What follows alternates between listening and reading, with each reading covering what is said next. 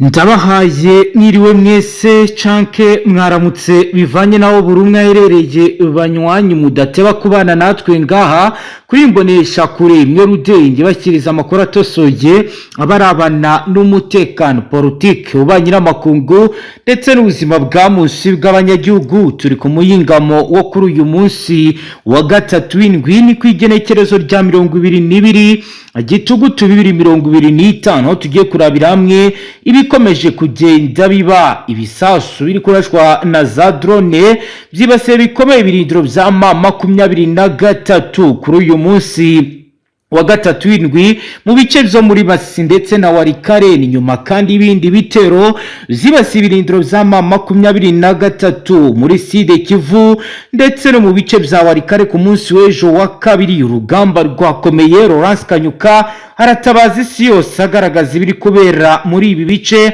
mu bice byitwa Nyarushyamba no muri Kashebere muri Warikare.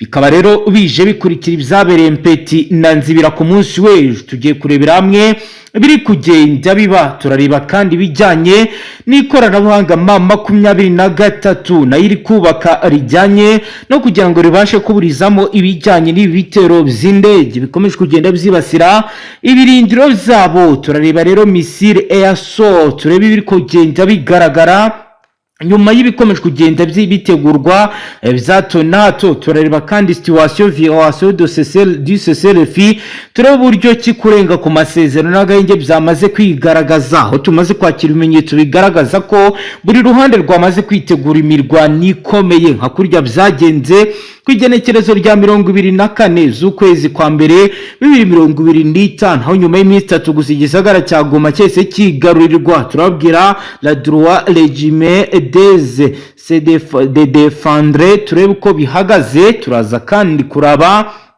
bijyanye na contact direct hagati y'impande zombi uko bihagaze mu bice bya Kasheberi, Bukumbirwa, Rukweti. Turebe biri kubera kuri post tactique, turebe bihagaze, turebe bijyanye na déploiement massive des troupes za FARDC muri Warikare centre ndetse na camp ya Katare. Turabwira kandi biri kubera mu bazarendo mu bice bitandukanye bya Warikare aho abanyaturabasaze. Turaza kandi kubabwira ibiri kugenda bigaragara bijyanye na appui aérien, turebe ibijyanye na zone de contact. Turaza kandi kureba tiré de saturation, turebe repli stratégique. Turaza kandi no kubabwira ibiri kugenda bigaragara riposte coordonnée, turebe biri kugenda bivugwa bijyanye na moivre de invitement aérien, turebe couverture naturelle, turebe biriko biragenda vyibonekeza bijyanye na civil pris au pillage biri kubera Kasheberi, Rukweti, Nyarushyamba na Mpeti, aho rero ibintu bikomeje kugenda biba bibi cyane. Turaza kandi no kwinjira mu buryo bwirambuye mu biri kugenda bitegurwa, buri ruhande ruri gutegura operation de neutralisation y'Urundi, aho bitangazwe FARDC yamaze kwakira umusirikare ukomeye ugiye gusimbura Gasita wari waroherejwe mu gisagara cya Uvira akamaganwa bikomeye n'abazarenda, aho uyu wazanwe nawe yiteguye gukora ibishoboka byose kugira ngo abashe ko baziza Sarambwe. Ese barabigira nyuze mu buhe buryo? Ese biraza kugenda gute? Ni mu gihe kandi turaza kubabwira ko muri Uganda polisi itangaje ko abantu 17 bapfuye abandi akaba ari bazima. Turabwira uko bigenze n'impanuka iteye ubwoba. FARDC ikomeje nayo kugaba ibitero mu bindi bice bitandukanye, aho amakuru atugezaho avuga ko no mu bice bya Bukavu naho hatangiye kuba infiltration y'abazarendo bari kujya guhungabanya umutekano muri iki gisagara. Goma naho ntabwo bizoroshye, hari kwikanga ibitero by'abazarendo. Turaza kandi kubabwira ko Kinshasa abasirikare bari mufiti peti rya koroneri batangiye kuburanishwa bazira kwambika umugore ubusa. Ibiroro bikaba byababaje abatari bake, by'umwihariko baharanira agateka kazina muntu k'abapfasoni. Turaza kubyinjiramo turabe ibiriko biragenda bigaragara muri ibi bice by'uburasirazuba bwa Repubulika Iharanira Demokarasi ya Kongo ndetse no mu karere muri rusange. Turaza kugaruka ku buzima bwa Yoweri Kaguta Museveni bukomeje kugenda kugenda bushidikanywaho ahamaze kugaragara amakuru mashya. Banywanyi muze tubane kuri iyi page ikomeye yanditseho amakuru akomeye arebana n'umutekano, politiki, ububanyi n'amakungu ndetse n'ubuzima bwa munsi bw'abanyagihugu. Naho mu burengerazuba bw'isi havugwayo nuko wahoze ayoboye Ubufaransa uyu ni Nicolas Sarkozy yamaze kwinjira mu nzu y'inkutenye cyase muri gereza nk'uko benshi bayita inzu y'abagabo. Ni muze rero tubane kuri iyi page ikomeye turebe ibigezweho muri aya masaha mu bice bitandukanye by'isi. Birumvikana reka duhere ku mirongo y'imbere y'urugamba tubanze turebe ibiriko biragenda byibonekeza.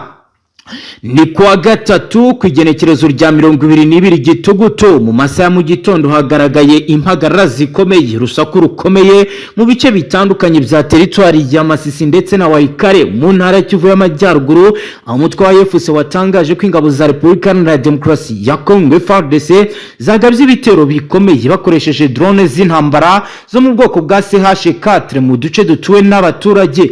Umutwe wa M23 nk'uko rero ivuga ko buri gihe FARDC irasa mu baturage nubwo nta bugenzuzi bwigenga burabasha gukorwa bugaragaza ukuri niba koko FARDC irasa mu baturage cyangwa se irasa ku birindiro by'uyu mutwe. Binyuze ku muvugizi wayo Laurent Kanyuka yatangaje ko ibyo bitero byagabwe mu duce twahitwa Nyarushamba muri Masisi no muri Kashebere muri Walikare bikurikiye ibindi byari byarabaye kuwa kabiri w'indwi iheze ku igenekerezo rya 21 mu duce twa Mpeti Nzibira, aho ingabo za leta zashinzwe guturitsa ibisasu byaturikiraga mu nkambi z'abasivili bigahitana ubuzima bw'abatari bake. Ariko M23 ntirashyira hanze amafoto cyangwa se amazina y'abahitanwe n'ibi bitero. Ibi bitero nk'ibi birikaba rero byerekana ko leta ya Kinshasa yongeye guhitamo inzira y'intambara aho kubahiriza amasezerano y'amahoro. Ibi ni byatangajwe na Laurent Kanyuka mu masaha ya saa sita z'amanywa. Inkuru zaturukaga ahantu hatandukanye muri Masisi zatangiye kuvuga ko indege nto zitagira abapilote drone arme zashidutse zari hejuru y'agace kahitwa Nyarushamba ziturutse zikaba zarasaga missile air assault, ibisasu byoherezwa n'indege byagera hasi bigaturika zigamije kwangiza ibirindiro bikekwa kuba ari iby'abarwanyi ba M23. Abaturage baravuga ko bumvisha urusaku rw'amasasu menshi ava mu bice bitandukanye, bikaba rero byagiye biba bibi cyane mu gihe M23 avuga ko ibyo bitero byibasiye imidugudu irimo abaturage b'inzirakarengane. Umuturage utwuye Nyarushamba udafite abogame yagize ati twabonye drone iturutse mu majyaruguru, nyuma yaho twumva ibintu biturika hafi y'amasaha ya saa 7 hari abaturage benshi bakomerekeye aho. Ni mu gihe rero ibijyanye na violation du cessez-le-feu cyase kurenga ku masezerano bavuga ko byatangiye. Umutwe M23 wibukije ko amasezerano y'agahenge y'Idoha yategekaga ko impande zombi zigomba guhagarika ibikorwa byose bya gisirikare mu gihe ibiganiro by'amahoro bikomeje. Icyakora uyu mutwe uvuga ko Kinshasa uko ikomeje kugaragaza ko idafite ubushake bwo gukemura iki kibazo cy'umutekano. Ibi bitero bya drone ngo ni ikimenyetso simusiga cy'uko leta ya Kongo iri kwica amasezerano ya Doha, violation du cessez-le-feu. Ikaba rero ariyo mpamvu M23 yatangaje ko ifite le droit réglementaire de se défendre, uburenganzira bwo kwirwanaho mu rwego rwo kurengera abaturage. Mu magambo ya Laurent Kanyuka ntacyo mpinduye yagize ati ntitwakwemera ko abaturage bacu bicwa bazira kuba batuye mu turere dufatwa nka M23. FARDC iri gukora ibitero mu buryo butandukanye ikoresheje ibikoresho bihanitse kandi byose bigamije kwica abaturage no guhungabanya umutekano w'akarere.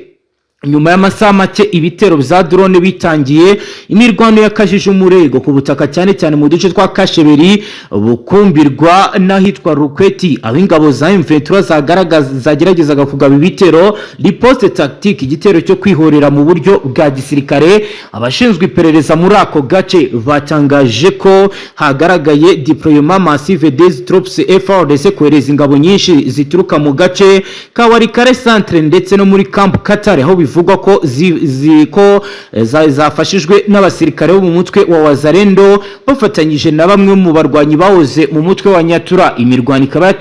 Imirwano yatangiye nk'igitero cy'indege ariko nyuma ihinduka intambara y'amasasu hagati y'abasirikare ba FARDC ndetse na M23. umwe mu basirikare bakuru ba FARDC uri muri zone yo ku mirongo imbere y'urugamba n'ubu butumwa yatanze mu rwego rwo gusobanura uburyo imirwano iri kugenda. Bakurikiranira hafi ibikorwa bya gisirikare muri Kivu y'Amajyaruguru baravuga ko impande zombi ziri gukoresha uburyo bugezweho bwa aliene inkunga yo mu kirere, bivuga ko igihe ingabo zifashisha indege cyangwa se drone mu gufasha abasirikare bari ku butaka zibatera inkunga mu kurasa ku birindiro by'abanzi. Hari zone contact na gace ayo impande zombi zihurira mu mirwano itaziguye. Hari kandi tiré d'assuration, uburyo bwo kurasa ibisasu byinshi cyarimwe kugira ngo umwanzi atabona uko yisuganya. Hari kandi biri kugaragara bya repli strategique, gusubira inyuma mu buryo bupanze igihe umutwe w'M23 uri gusubira inyuma kugira ngo wiyegeranye cyangwa utegure uburyo bwo kugaba ibitero. Hari kandi riposte coordonnée, igisubizo cy'imbaraga cyateguwe neza, ni igitero cyo kwisubiza ibice bitandukanye muri iyi migi. M23 yakoze ibice bitandukanye ibigaruramo umutekano nkuko makuru harabivuga. Abaturage mu bice bya Kasheberi, Rukweti, Nyarushamba, Mpeti bakomeje guhura n'ingaruka zikomeye z'intambara. Imibare itaramenyekana neza yabaguye mu ndetse n'abakomeretse bikaba bivugwa ko ari kwikomeje kugenda yiyongera nkuko rero biri kugenda bigaragara. Reka twumve umutama tubwira n'ibindi. Birasa naho biri kugaragara yuko ku ruhande rw'icyama cy'intare za Sarambwe kikango ari cyinshi mu mujyi wa Bukavu, kuko imisozi itandukanye hano muri Bukavu, cyane cyane imisozi ya za Kabare, cyane cyane iriya misozi itandukanye ya za Ruvungi, imisozi ya Momosho, imisozi ya za Kamanyura, Kisozi, Rubideka n'ahandi hatandukanye hafi y'umuhanda route nationale 5 uva Bukavu wegera Uvira. Birasa naho biri gukomera cyane, kandi ku ruhande rw'umutwe neza Sarambwemo bakomeje kohereza ibitwaro byiganjemo ibifaru byinshi cyane bizwi bikoresha n'uno mutwe ku mirongo imbere ku rugamba, ndetse kandi n'izindi mbunda ntoya ziri kwegerezwa bino bice, kuko haciyeho imodoka zigera kuri 6 zivuye hariya mu bicezi y'Imumosho bimanuka Kabare byerekeza ahitwa za Ruvungi. Ibi ngo nibigiye gukoreshwa mu buryo bwo guhangana n'igisirikare cya FARDC nyuma yuko FARDC ngishaka guca impaka yataka imisozi itangatanze Uvira, cyane cyane iriya misozi ya Bukavu. Urabona yuko urugamba rwahinduye isura, ndetse kandi rushobora no gukomera cyane rugasatira n'imisozi myinshi twebwe tutatekerezaga yuko ishobora kuba yabamo imirwano. Nibiri kubera rero muri ibyo bice murumva ko ntibyoroshye. Ni mu gihe kandi umutama nawe atubwira ko hari ibindi bice bikomeje kugenda bigaragaramo ihungabana ry'umutekano ku giti gira intangere, aho rero bitangazwa ndetse bikanemezwa ko ibintu bitameze neza mu bice bya Minembwe. Mutama, mu Minembwe bimeze gute? Ni igice kiri kujya mbere ndukanye umutwe wa Twirwaneho umaze iminsi ugenzura ukontorora, ariko bikaba bigaragara neza yuko basatiriwe bikomeye cyane n'abarwanyi cyangwa se abasirikare b'igisirikare cy'u Burundi. Nukuvuga ngo bwana mumenyesha makuru, ndakumenyesha ko zatangiye kubyara amahari cyangwa se byatangiye gukomera mu bice bitandukanye bya Mwenga, mu bice bya Fizi, mu bice bitandukanye bya Mikenye, Minembwe, ndetse na muri za Bibogobogo ahitwa mu by'ukuri za Gatenga, ahitwa za Nyamara, ahitwa za Ruheshi, ndetse n'agace kitwa Mikarati. Nukuvuga ngo ubu tuvugana ingabo z'Urundi zari zakomeje kugenda zirundira muri ibi bice cyangwa se mu misozi bikikije. Biravugwa yuko zari zanarangije guhereza umutwe wa Twirwaneho ngo kuba yarangije kuva muri Mikenye amasaha make rwose ngo bari bayabahaye. Ndakumenyesha ko Twirwaneho nayo ubu tuvugana yariye Karungu. Abasirikare bagera kuri 700 boherejwe muri ibi bice bya Sud Kivu, barimo abarwanyi ba M23 ndetse n'abarwanyi ba MRDP Twirwaneho. Amakuru ari bwana mumenyesha makuru nuko abangaba ngo bagiye kurwana intambara ikomeye cyane, bakarwana n'aba Barundi ndetse n'abasirikare ba leta ya Congo FARDC bari gushaka ngo kubagaba ibitero kugeza igihe bazafatira umujyi wa Uvira, ubundi ngo bakagira gute bakabana nabi. Niko umwe mu bayobozi yavuze avuga ati nyamara mushaka mwakwigirayo kuko nidushaka turabasubiza inyuma kandi turagera no mu Buvira, nitumara kugera muri Buvira tuzabana nabi. Rero ubwo situasiyo irakomeye cyane, biragaragara neza yuko ibintu bigiye gukomera kuko nk'ibirindiro biri za Biraro mbiri, ibirindiro biri nko mu birometero nka 5 rwose uvuye muri Mikenke by'Abarundi, biragaragara yuko isaha n'isaha ushobora kujya kumva byagabwemwo ibitero cyangwa se nanone nabo bagatangira ibitero. Birakomeye cyane muri Sud Kivu. Rero turacyakomeje kugenda mu by'ukuri tureba, turaza kubabwira icyaba kijya mbere mu makuru y'ubutaha. Nibi rero biri mu bindi bice aho biri kugenda bitangazwa ko ibintu bitoroshye mu bice bitandukanye. Reka rero twumve n'ibiri kubera muri Uvira nabyo Mutama yaduteguriye. Imisozi hano muri Uvira ibintu bikomeje kuzamanitse kandi bikomeje kugenda bikomera cyane ahitwa Shenge, Kirungu, Kitaragomba ndetse no mu yindi misozi itandukanye ya za Kavimvira. Uruhande rw'igisirikare cya Repubulika Iharanira Demokarasi ya Kongo bamaze gukeka yuko ku ruhande rwabo harimo icyitwa abagambanyi benshi, niyo mpamvu iyi misozi yo mu mujyi hagati muri Uvira batangiye guhungishamo ibikoresho babihakura babyerekeza mu tundi dusozi dutandukanye two muri Uvira. Ariko nanone bimwe mu bikoresho by'ingenzi biragaragara yuko FARDC yatangiye kubikura hagati mu mujyi wa Uvira, byinshi byerekezwa mu gihugu cy'u Burundi. Bikavuga yuko amakuru y'ubutasi igihugu cy'u Burundi cyane n'ubundi gisirikare cya FDNB ngo bamaze kumenya yuko uruhande rw'umutwe wa 23 hari byinshi biri gutegurwa ku ruhande rw'igisirikare cya FARDC n'abafatanyabikorwa babo. Ngaya makuru kandi akagenda atangwa n'abari ku ruhande rw'igisirikare cya FARDC nk'uko n'ubundi bikomeje kugenda bigaragara yuko FARDC yahinduye ingamba zidasanzwe, kuko ngo bamaze gufata umwanzuro wo kugabanya bimwe mu bikoresho bya hano mu mujyi wa Uvira, nyuma yo kubona yuko ngo n'ubundi ku ruhande rwabo hakomeje kugenda hagaragaramo ikintu cyitwa urunurunu cyangwa se umwuka mubi, ngo ushobora gutuma n'ubundi ibintu bishobora kuza kubibi cyane cyangwa se bishobora kuza gukomera cyane muri rusange. Ni mu gihe kandi nanone tukiri muri Uvira ubu ngubu turi kuvugana mu bice byinshi bitandukanye za Wazalendo, hariya mu misozi ahitwa za Gomba habayeho kurasana ku ruhande rw'abasirikare b'Abarundi, habayeho kurasana ku ruhande rwa Wazalendo. Ni Wazalendo ndetse n'igisirikare cy'u Burundi bitari kumvikana cyane ku rugamba ndetse kandi bitari no kugenda rwose byuzuzanya. Biterwa n'iki? Biterwa nuko icyitwa Wazalendo bavuga yuko badashobora kwemera yuko igisirikare cya FDNB kiba operation commanders nkuko bari kubivuga. Bari kuvuga yuko nabo ubwabo hagomba gutoranywamo abayobora urugamba. Rero ubona yuko nabyo biri guteza umwuka mubi hagati mu gisirikare cya FARDC, ngira ngo byanagize uruhare kuba izi ntwaro zari ziri hano mu mujyi wa Uvira zaba ziri guhungishwa. Nibikomeje rero kugenda biba mu bice bitandukanye. Mutamara arakomeza tubwira nibi biri kubera muri ibi. Santre ya Nyabyondo yaberemo imirwano ikomeye cyane ku ruhande rw'igisirikare cya FARDC ndetse kandi no ku ruhande rw'abafatanya bikorwa babo cyane, ariko biravuga yuko iyi santre ya Nyabyondo yagabwemo igitero cyagabwe ku ruhande rwa Wazalendo bagamije gukura uyu mutwe wa 23 muri ya misozi ya za Nyabyondo n'indi misozi itandukanye iri hano za Nyabyondo, cyane iri ya misozi iri hafi y'ibikuyu byo kwa Burora. Bikavuga yuko rero ibi byabaye nyuma yuko n'ubundi uruhande rw'umutwe w'intare za Sarambwe cyangwa se 23 bari bamaze igihe kirekire bohereza abasirikare benshi cyane hano muri teritwari ya Masisi mu bisozi yegere hano mu santre ya Nyabyondo. Ni santre ya Nyabyondo rero yaberemo imirwano ikomeye cyane yumvikanyemo imbunda nini ntoya, ndetse kandi bikavuga yuko ku ruhande rw'igisirikare cya Repubulika Demokarasi ya Kongo bahanganye mu buryo bidasanzwe ndetse kandi bidasubirwaho. Bikanavuga yuko kandi ku mpande zombi habayeho gutakaza gukomeye byaba ari intwaro ndetse kandi n'abasirikare, nk'uko amakuru ari guturuka ku mirongo y'imwe ku rugamba. Ibintu bikomeje kugenda bizambanitse kandi bikomera cyane. Birasa naho byongeye guhinduka rero mu misozi hano y'Inyabyondo nk'uko amakuru ari guturuka muri no bice, nyuma y'uko n'ubundi imirwano yaje no kurangira uruhande rw'igisirikare cya FARDC operation bari bateguye yo kwambura uno mutwe idakunze.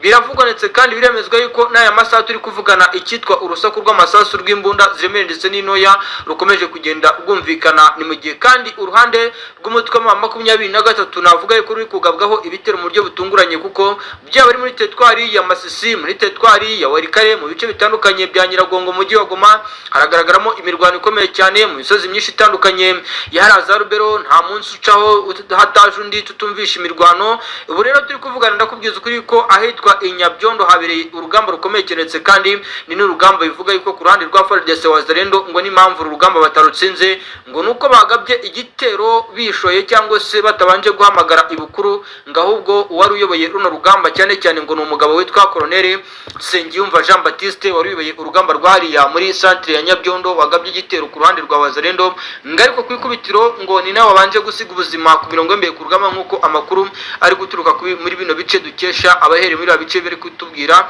Bikanavuga ko kandi ibi byanatumye uruhande rw'umutwe wa 23 rikura abasirikare muri ya misozi ya Zakadahandwa, abandi bakabakura muri byerekezo bya Minova, bakengera imisada ikomeye cyane muri bice kugira ngo n'ubundi FARDC idakomeza kugaba ibitero tutse mu bice byinshi bitandukanye hariya mu centre ya Nyabyondo. Ibi ni ibyabereye Nyabyondo. Ni mugero arandi makuru ari kuvugwa i Rubero ho bimeze gute Mutamu? Turi kuvugana imirwano yongeye kumera tinese kandi yongeye guhindura isura mu misozi ya hano muri Rubero, cyane cyane imisozi iri hejuru y'ikiyaga cya Edouard. Ni imirwano yumvikanye ku rusaku rw'amasasu rwumvikanye ahitwa Burambo mu misozi yegereye Ubuhevi ndetse na Kavinyonge. Bikavuga yuko iyi mirwano yabaye nyuma yuko FARDC yagabye igitero iturutse muri ya misozi yegereza Kavinyonge hari muri amashyamba agana hafi y'ikiyaga cya Edouard hari muri Rubero. Bikavuga yuko kandi ibi FARDC yabikoze mu rwego kugira ngo irebe ibyo cyaharura amayira yo kwerekeza muri bice bya Kamandi ndetse n'indi misozi itandukanye ya hano muri Rubero ifitwe n'umutwe neza Sarambwe. Ariko ibi nubwo byakozwe ku ruhande rw'igisirikare cya FARDC, n'ubundi imisada yabo iracyazanwa cyane ku ruhande rwabo, kuko nk'ubu ngubu imisozi y'Ubutembo ikomeje kuzanwamo abasirikare benshi cyane. Iriya misozi Kabiyabo, imisozi ya za Mahungu, iriya misozi yegereza Musenene, iriya misozi ya za Katwa, hakomeje kuzanwa abasirikare benshi cyane. Kandi urabona yuko uru rugamba uko igisirikare cya FARDC kiri kurwana biravugwa ndetse kandi biremezwa yuko hari imbunda ziremereye ziri gutegurwa, byaba ari izi ziri mu bwoko bw'ama BM12 BM21 cyane zikunze kugaragara ku mirongo mbere ku rugamba. Ibibunda biri mu bwoko bwa Sabasaba byagaruwe cyane ku ruhande rwa FARDC bikunda gukoreshwa n'aba FDN ndetse n'abasirikare ba FDNB. Birasa naho byongeye gundisura mu misozi y'Rubero rero, kuko nk'ubu FARDC yo irashaka gufungura ihurizo rikomeye cyane bashyizwe mu mutwe wa 23 byano ku muhanda Rubero Musenene, cyane cyane ino misozi ya Katiri Migeri ndetse kandi n'ino misozi ya za Kishambiro bakayikuramo. Ariko urabona yuko bitari buze kora, kuko uko urugamba rukomeje rugenda mu misozi myinshi itandukanye no muri Rubero, niko ku mpande zombi bakomeje kwitegura, kandi ukabona yuko kuri ruhande bakomeje kwambarira urugamba. Ariko cyane cyane FARDC ibiri kugaragara nuko ikomeje kuzana intwaro nyinshi hano Butembo, ariko nanone mu byerekezo byegereye Katwa hafi y'umuhanda Rubero Musenene, nkuko bari kugaragaza yuko bo bagishaka guhangana kandi no guhatana mu buryo budasanzwe kandi budasubirwaho. Ni mu gihe kandi uyu mutwe nawo ukomeje kohereza abasirikare mu tundi duce dutandukanye twegere muri no bice. Nibikomeje rero kugenda bibera muri ibi bice banywanyi. Mugero amakuru dufite yo n'ubundi agaragaza ko ibintu biri kugenda bijya mu myiteguro idasanzwe, biri kugenda bikomera. Tubwire n'ibiri kubera i Bukavu Mutama bimeze gute? Bikomeje kugenda bigaragara kandi nanone muri uno mujyi wa Goma. Ubu ngubu situation ni hatari, situation mbaya sana, cyane cyane bino misozi ya hano muri Goma, cyane cyane bino byerekezo za Rusayo, Rutoke, no misozi ya Zandosho, imisozi ya hano Mukakatindo. Ikitwa Mukwabu ukomeje kugenda ukorwa n'uruhande rw'igisirikare cy'umutwe wa 23, ariko bijyana n'ubundi n'imirwano imaze iminsi igaragara mu no mujyi wa Goma, kuko nk'ubu uduce twinshi abaturage benshi bakomeje gushya ubwoba bwinshi cyane, bavuga bati twagabwo ibitero byagenda gutya byagenda nabi ku ruhande rwacu. Urabona yuko by'umwihariko umujyi wa Goma ho ntago worohewe, umujyi wa Goma ntago ibintu bihagaze neza muri rusange. Urabona yuko kandi mu gihe gitoya ibintu bishobora no kuza gukomera cyane mu buryo tutatekerezaga.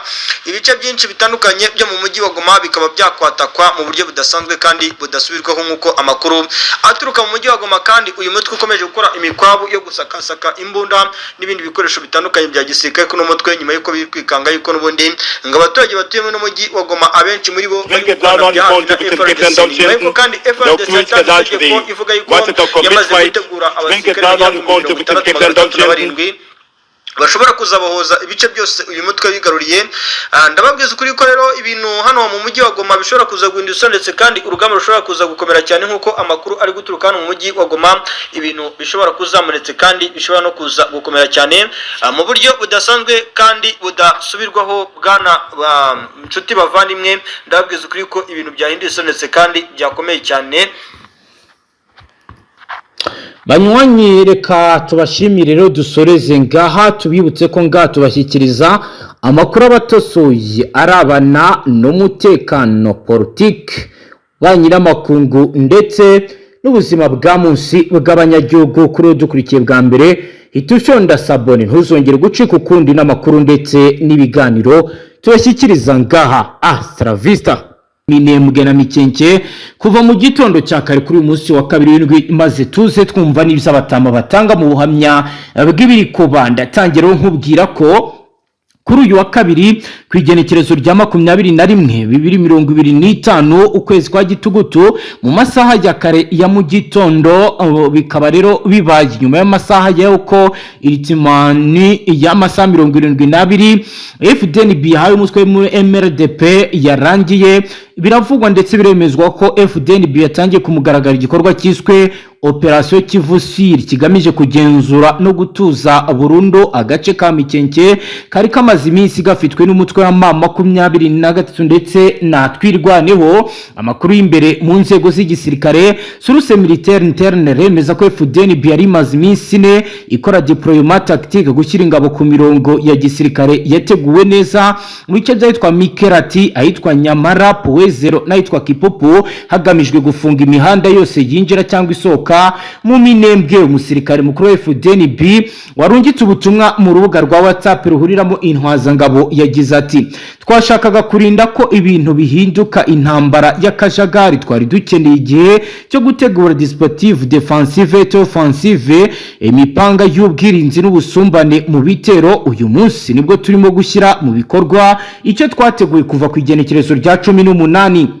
saa 11 za mu gitondo, nibwo indege z'intambara za gisirikare z'u Burundi zagaragaye muri ibi bice, harimo nk'izo mu bwoko bwa type Mi-24 Hinde zanyuze hejuru y'imisozi yitwa Mikirati, Shanganya mu rwego rwo gutanga ubutumwa bwa frappe preventive, igitero cyo gukumira cyashoboraga kugaba igitero mu ishyamba. Mu gihe kimwe rero imitwe y'ingabo zirwanira ku butaka infantry mécanisée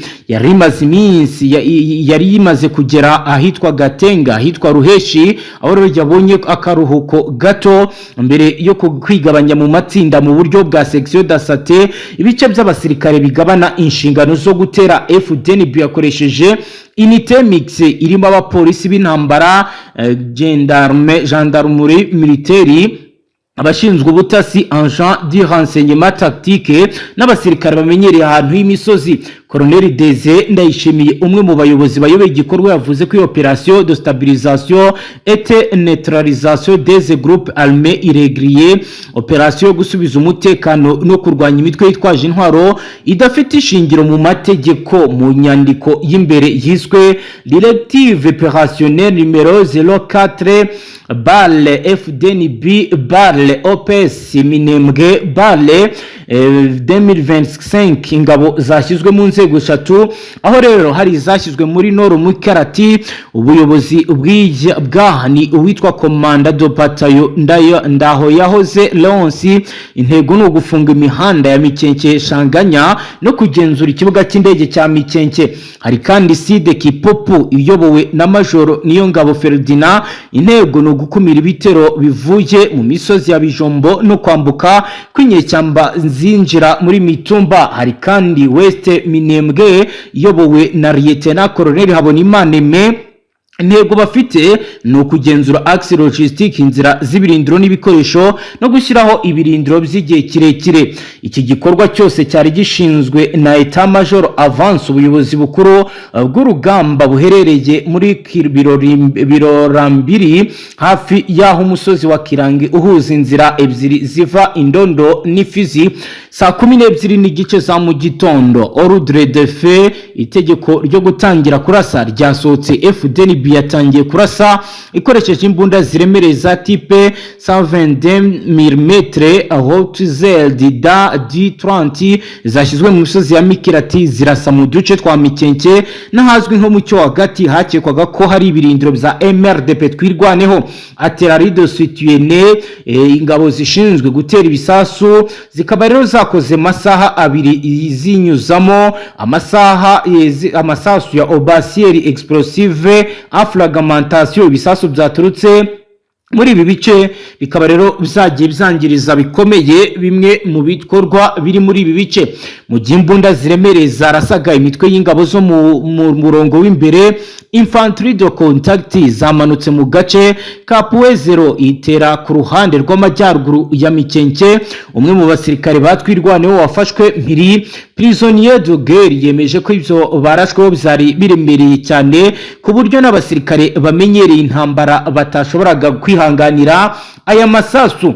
Mu gihe cy'umunsi umwe FDNB yakoresheje uburyo bushya bwa surveillance electronique avance, ubugenzuzi bwo hejuru bushingiye ku ikoranabuhanga. Bimwe mu bikoresho byifashishijwe muri operation harimo amakuru atugera avuga ko harimo drone tactique Horace 2B, akaba kandi systeme de barrage radio. Bizatumye ibikoresho byatwirwaneho bitabasha guhanahana amakuru. Hari kandi unité signal intelligence zagendaga zisacisha ubutumwa bwa telefoni n'imashini za radio z'uyu mutwe. Lieutenant Jean-Marie Nkurunziza, umwe mu basirikare bakuru bashinzwe ubutasi, yagize ati twari dufite icyemezo cya coordination interforce, bivuze ko amakuru yose ava ku ndege kuri drone no ku butasi bwo ku butaka bayahuza mu buryo bwihuse. Twamenye aho byose biri kuba mbere yuko igitero gitangira. Ku isaha 2 z'igitondo nibwo imirwano ikomeye yibasiye zone do cyo hagati, aho ingabo zatwirwaho zari zagerageje gutera contre-offensive locale, igitero cyo kwisubiza ibice byari byafashwe. FDNB yifashishije compagnie de RT bataillon y'intore n'abasirikare bahuguriwe kurwanira mu misozi izwi nka unité Kirenga D, ikora mu buryo bwa infiltration silencieuse, kwinjira mu duce mu birindiro by'umwanzi. Mu kanya gato izo ngabo zasimbuye unité de reconnaissance. Abasirikare b'ubutasi bari boherejwe mbere. Raporo ya gisirikare situation raporo yo ku isaha 3 n'igice iragaragaza ko hari zone yo mu cyo hagati yari imaze kugenzurwa na FDNB. Ni mu gihe kandi axe Mikenke Sanganya ye nayo yari imeze nkaho yamaze kuba yacibwamo kabiri. Twirwaneho rikaba yatangiye gusubira inyuma yerekeza mu misozi ya Bijombo nk'uko amakuru atugera bivuga.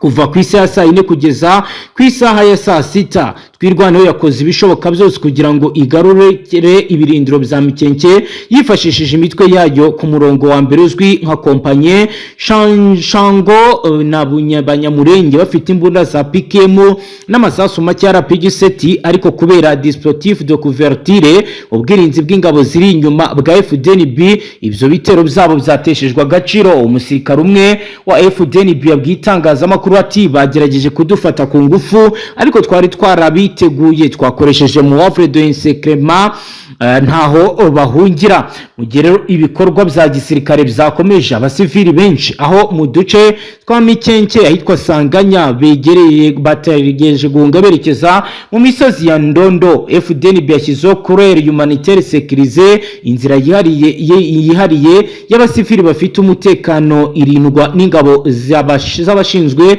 umutekano w'abantu force de protection civile. Raporo yibanze y'ubutabazi zerekana ko abasivili 1200 bamaze gushyirwa ahantu yizewe hafi y'ikigo cya gisirikare cya Biraro 2 ku isaha ya 6 n'igice.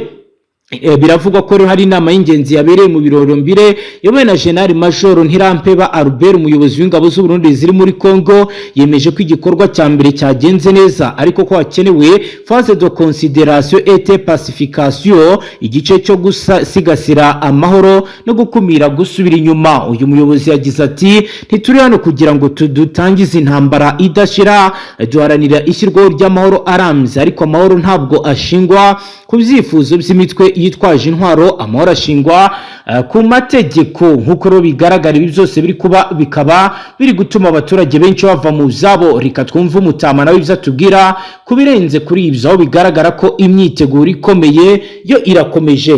Mutama ndagira ngo rero ukomeze utubwira n'ibindi kubiri kugenda biba muri ibi bice bimeze gute?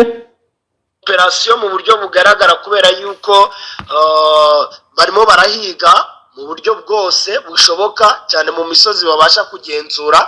Barimo barahiga ngo hari abama 23 ndetse n'abatwirwaneho bari batangiye kwinjira mu bice by'amashyamba ngo baze kubataka.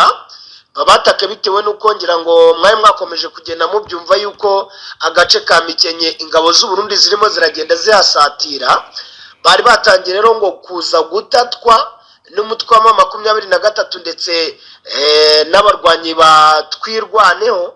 Ubu tuvugana rero ngo hatangiye operasiyo zo kubahiga nabo abarangije kubinjirira, kuko ngo bari kuza mu buryo bwa gisivile, noneho bakinjira mu mashyamba. Abarundi barimo baragenda bateguriramo ikintu cyitwa rwose ngo ibitero. Na hantu rero mu by'ukuri navuga ko hashobora kuzabera urugamba rukomeye cyane mu misozi ya Mikarati, mu bice by'ahantu yitwa Sanganya ndetse n'imisozi ikikije Mikenye.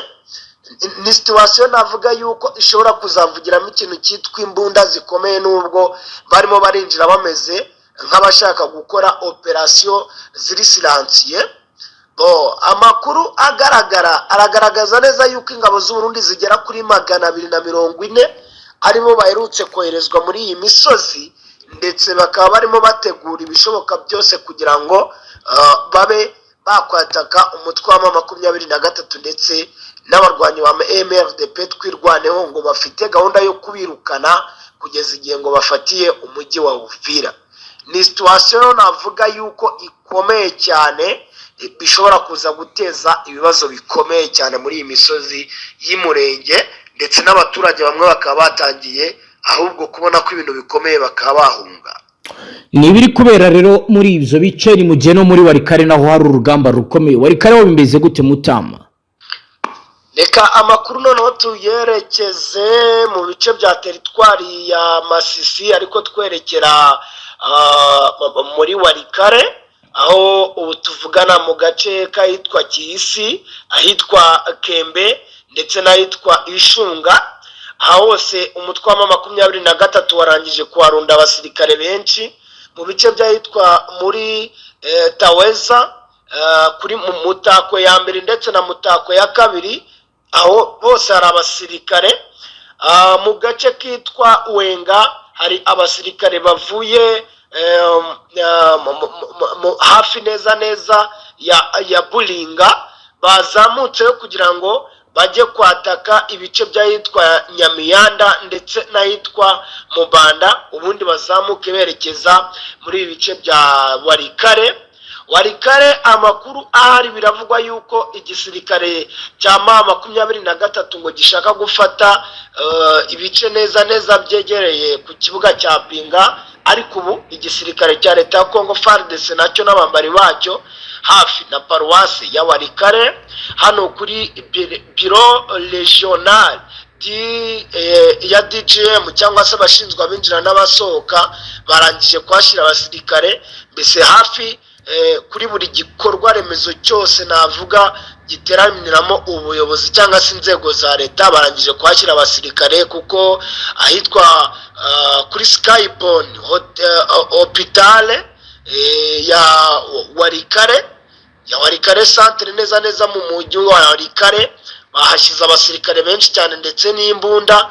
Deployment irimo iragenda igaragara kuri buri ruhande. Mu by'ukuri bigaragara yuko barimo bararebana ayingwe isa twajya kumva tukumva habaye imirwano, kuko ngubwo hari abasirikare bamaze iminsi bitoreza mu ishyamba ryo munsi yitwa muri Mombo Side, muri Warikare, hafi ya Warikare centre, cyangwa se aho bakunda kwita kuri Parcelle.